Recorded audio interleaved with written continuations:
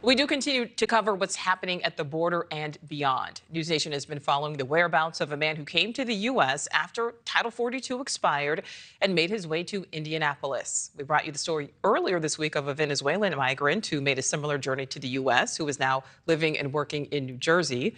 Border correspondent Allie Bradley joins us live in Indianapolis. Allie, the story certainly does not ever just end at our border. Yeah, you're exactly right here, Nicole. And the game of catch and release under Title 42 ended last month, but did it really?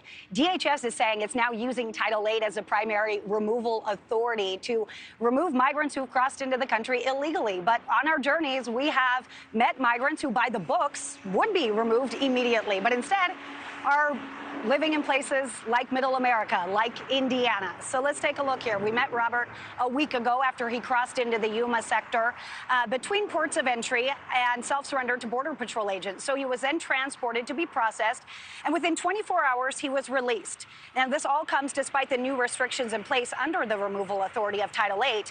And the qualifications include entry between ports, not obtaining proper documentation, not being denied asylum in another country prior to reaching the U.S., which, according to DHS, is supposed to lead to expulsion, a 5-year ban, and ineligibility for asylum. Robert was placed in so-called removal proceedings under Title 8, and he was released to that local NGO, the Regional Center for Border Health. That's where I caught up with him again. Everything, they give food, water, medical, everything is okay. This is my dream. I arrive no problem. So I start a new life.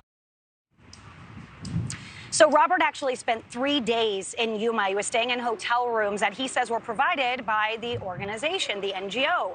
They then put him on a bus to Washington, D.C., where he says it was cheaper for him to get a plane ticket to Indiana, which is his final destination, which is where he's now living with his friend as his sponsor. However, Robert says the NGO in Washington, D.C. is the one who purchased his plane ticket, not the sponsor. So this is all coming as the federal government is maintaining that it doesn't assist non-citizens in any way, especially not financially. But the reality here, Nicole, is that NGOs are helping migrants in many ways, including financially, and they are, of course, reimbursed through FEMA grants, which inevitably is taxpayer money. So that's that full circle, how that's working out. But when it comes to Robert, what he has to do next, he will be checking in with ICE within the next 2 weeks before June 13th. That is what he has to do here in Indianapolis. Then he has a court date set for December.